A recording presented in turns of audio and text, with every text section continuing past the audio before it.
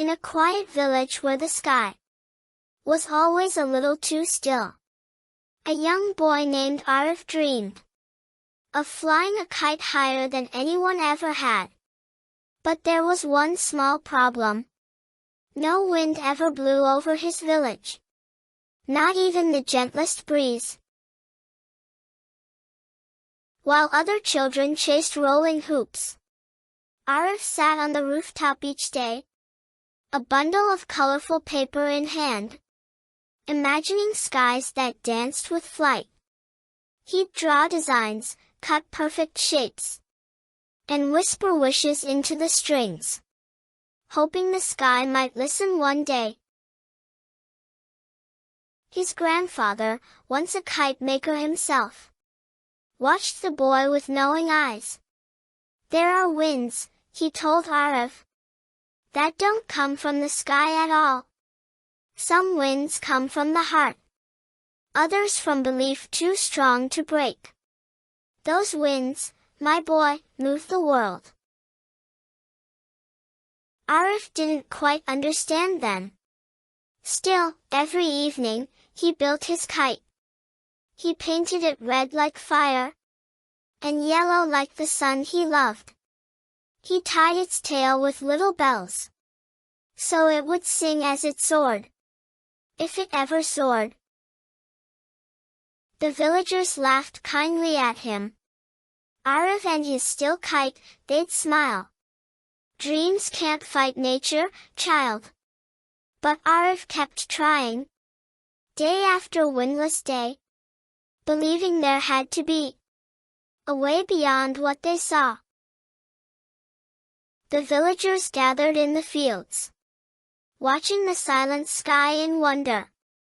The kite danced higher and higher. Though no breeze had come that day, whispers turned into cheers, as if hope itself had taken flight. Tara stood beneath it, smiling quietly. But deep inside her heart, she held a secret no one knew. This kite was not just thread and paper. It carried her father's last promise. A promise made on his final night, when he whispered beside her bed, "Fly when the world tells you to fall." That night was carved into her memory, etched with moonlight and trembling hands. Her father, a dreamer and kite maker, had always said kites were prayers. He believed the sky heard feelings. Not words, not noise, just feeling. And Tara had always listened. After he passed, Tara didn't speak for days. Her voice, once filled with songs, was buried under the weight of loss. But her hands remembered his teachings. She built a kite out of silence, stitched with old cloth and longing. No design, no colors, no tail. Just a plain kite, small and quiet. Everyone said it wouldn't fly. They told her the wind was everything. But Tara believed in something else. In memory, in magic, in love. She held the spool tightly and ran. There was no wind that morning. The air was still, unmoving, thick. But the kite lifted slowly, gently, as though called by unseen hands. Eyes widened, mouths fell open. No one could explain it. But no one wanted to. It floated higher, as if carried by whispers. Children clapped with sparkling eyes. Old men wiped their misty glasses. Tara's mother wept in silence. Not out of grief anymore, but out of something healing. That day, the village changed. Not just because of the kite, but because of what it meant. It told them stories can rise again, even when broken, even in stillness. It reminded them of love's wings, and of winds that live in hearts. Every day after that morning, Tara flew her kite at dawn. Some days the wind came to play. Some days it didn't. But the kite still rose. Because belief, once born, knows how to carry itself. People began gathering each morning, not for spectacle, but for stillness. They stood together in quiet awe, watching a kite teach them peace. It flew without fanfare or force. Just faith stitched in every thread, lifting sorrow out of their bones. Children brought their own kites, but none flew quite like Tara's.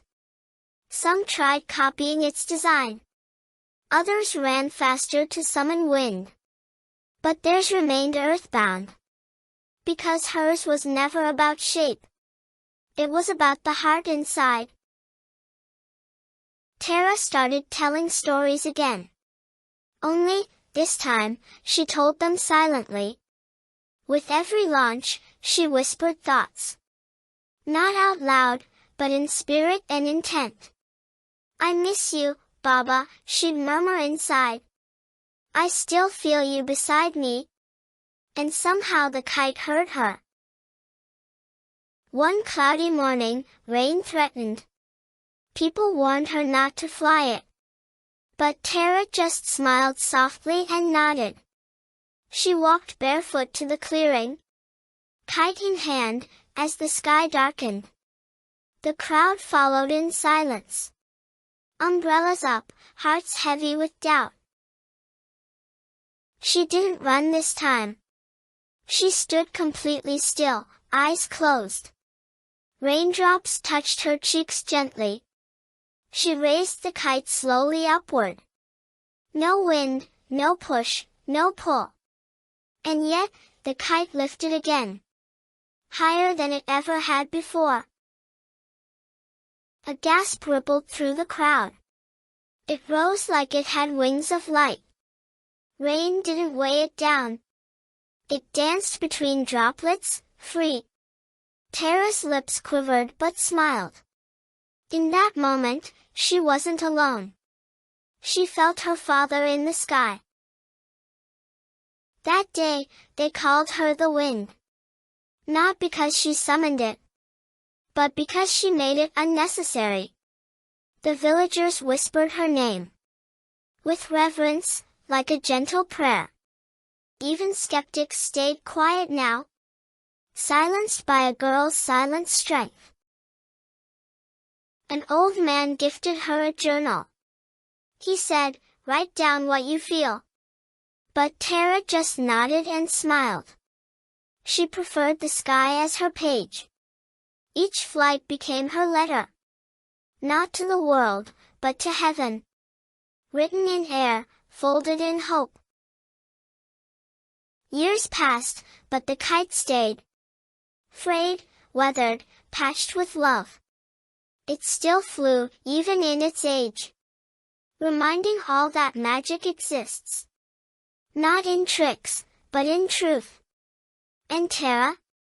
She grew graceful. Like the morning breeze itself. She began teaching children to build. Not just kites, but belief systems. She'd say, "Don't ask if it'll fly. Ask why it should fly. Ask what it carries inside." And they listened, wide-eyed, absorbing every word like sunbeams. One little girl, shy and quiet, once brought Tara a torn page. It was her father's handwriting. A poem he never finished. Tara read it, tears silently falling. She folded it into a kite's wing, giving it breath it never had. That kite soared higher than the rest. And the little girl laughed. Really laughed, for the first time. Everyone looked up, hands clasped. The poem had found its ending. Not in words, but in wind. And Tara's legacy deepened. Soon, the story reached beyond hills. People from cities came to see. Not the kite, but the miracle behind it. They asked Tara for her secret. She simply said, "Don't chase wind. Be the reason things rise instead." They left changed, lighter somehow. Eventually, Tara grew older. Her hands wrinkled, her steps slowed. But her eyes still sparkled wide. She still visited the field each day, carrying that same quiet kite. And each time it rose again, her story flying with it. One morning, the sky was unusually still. No clouds, no breeze, just quiet. Tara walked slowly to the field, carrying the kite for the last time. Her hands trembled but held firm. Villagers watched from a respectful distance, sensing something sacred in the air. She stood in the center of the grass, closed her eyes, and lifted her arms. She whispered something no one heard, but everyone felt in their bones. Then she let go of the kite. It rose, not quickly, but gracefully, like it had been waiting for goodbye. The kite soared higher than ever, a glowing speck in the morning light. It hovered there, still and sure, then gently glided down the sky. Not crashing, not falling, just floating toward the horizon, like it knew the way home. When it disappeared from sight, Tara sat down in the grass, closed her eyes, and breathed in deeply. Her face held no sadness, only peace. A child came up and held her hand. She opened her eyes and smiled. One last, beautiful smile. Tara passed away that evening, peacefully, quietly, without pain. In her sleep, as if flying again. The whole village mourned her deeply. But no one was truly heartbroken, because Tara had already become wind. Gentle, guiding, and always around. They built a small bench in the field, under a tree that whispered stories. On it was carved just one line. Be the reason things rise. Children still gather there to fly. Not just kites, but memories too, of a girl who never gave up. And on certain windless mornings, if you stand very still and listen, you'll hear the faint flutter of fabric, a thread brushing the sky's edge, as if Tara's kite still circles above, invisibly held by her love. Never needing wind, just belief.